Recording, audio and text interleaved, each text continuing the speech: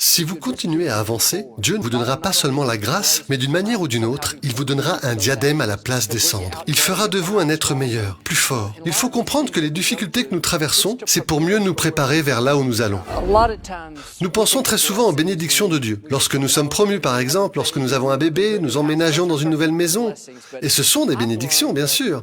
Mais j'ai appris qu'il y a aussi des bénédictions qui proviennent des moments difficiles. Vraiment, j'ai appris que l'on grandit beaucoup plus spirituellement dans les moments difficiles que dans les bons moments. C'est un peu comme une graine. Vous pouvez prendre une graine et l'avoir sur une étagère durant toute votre vie et elle ne deviendra jamais ce pourquoi elle a été créée. Car cette graine doit être plantée dans le sol. Vous savez, il faut qu'elle soit enterrée, qu'elle se retrouve dans le noir. Mettez-vous un instant à la place de la semence. Vous vous diriez, « Hey, je ne veux pas être enfoui dans le sol. C'est inconfortable, il fait sombre. » Mais si cette semence ne grandit pas, elle ne verra jamais la vie que Dieu lui a préparée. Elle doit passer par ce temps où elle doit germer, où elle doit grandir. Et je pense que nous avons tous des graines en nous qui peuvent nous faire grandir sur notre potentiel intérieur, sur nos idées et notre créativité. Mais je pense que parfois ce qui nous décourage, c'est que nous disons, « Oh, c'est une période difficile, cela ne fonctionne pas, mon rêve ne s'est pas déroulé comme je le pensais. » Et dans cette obscurité, on réalise pas que tout cela fait partie du processus. Nous sommes sur le point de germer et de grandir. Ainsi, mon livre consiste à garder une bonne attitude et à réaliser que même dans les moments difficiles, Dieu, lui, travaille dans les coulisses. Et il est toujours présent. Il dirige, il orchestre nos pas.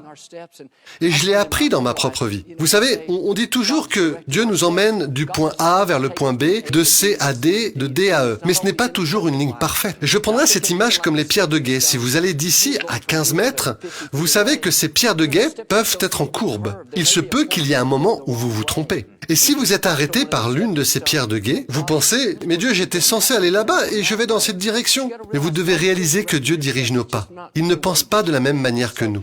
Et donc, encore une fois, mon livre parle de faire confiance à Dieu quand la vie n'a pas de sens. Et croyez simplement que dans des moments où nous sommes mal à l'aise, que nous n'aimons pas, Dieu est toujours en contrôle, qu'il sait comment nous emmener à destination. Dans la Bible, je pense à Joseph qui, pendant 13 ans, il a eu des choses négatives qui lui sont arrivées.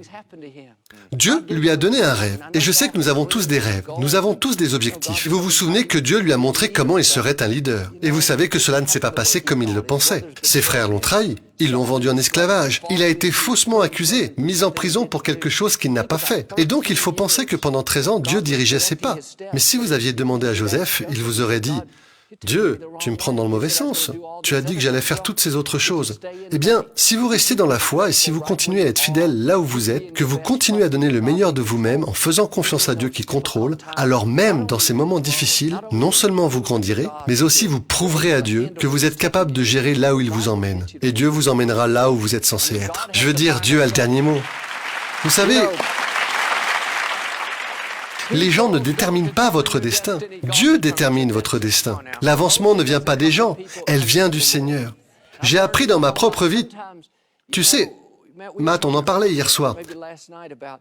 Tu sais, sans Judas, nous n'aurions pas le salut. En un sens parce que Judas, sa trahison, faisait partie du destin de Jésus. Parfois nous pensons, Dieu, je veux mon destin, mais par contre, je ne veux pas de la trahison. Je ne veux pas que les gens soient contre moi. Je ne veux pas que cela arrive. Et vous savez, nous aimerions que la vie soit toujours parfaite, sans défi. Mais la vie n'est jamais comme cela. Vous savez, dans la vie, nous allons avoir des difficultés. Mais soyez de bonne humeur. Sachez que Dieu est toujours sur le trône. Soyez capable de lui faire confiance dans les bons moments et faites-lui confiance dans les moments difficiles. Et je pense... Et tu sais, Matt, je repense à ma propre vie. Mon livre s'intitule « Béni dans les ténèbres ». Ça peut vous sembler un peu bizarre, être béni dans les ténèbres, mais il faut y penser avec la bonne attitude. Je vais terminer avec cette illustration, Matt. Vous savez, quand mon père est parti pour le Seigneur, j'ai travaillé avec lui pendant 17 ans. En dehors de Victoria et mes enfants, il était mon meilleur ami, et nous avions parcouru le monde ensemble. Et quand mon père a eu soudainement cette crise cardiaque en 1999, j'ai pensé que c'était la pire période de ma vie. Vous savez, dans un sens, mon père me manque toujours. Et avec tout le respect que j'ai pour lui, voici ce que je voudrais dire. Ce que je pensais être la période la plus sombre de ma vie a en fait lancé l'un des moments les plus brillants de ma vie. Cela m'a lancé et m'a fait devenir ce que je suis aujourd'hui. Alors même si c'était une période sombre, je crois que si vous restez dans la foi, Dieu fera germer quelque chose pendant ces temps sombres. Il va y avoir quelque chose qui va fleurir à l'intérieur.